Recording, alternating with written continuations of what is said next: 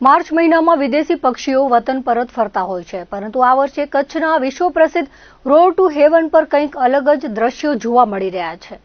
ધોળાવીરાને જોડતા માર્ગની બંને તરફ હજારોની સંખ્યામાં ફ્લેમિંગો પક્ષીઓએ પડાવ નાખ્યો છે। માર્ચના આકરા તાપ વચ્ચે હાલમાં હજી વરસાદી માહોલ છે। અનુકૂળ પરિસ્થિતિ હોવાને કારણે આ પક્ષીઓએ સ્થળાંતર કર્યું નથી।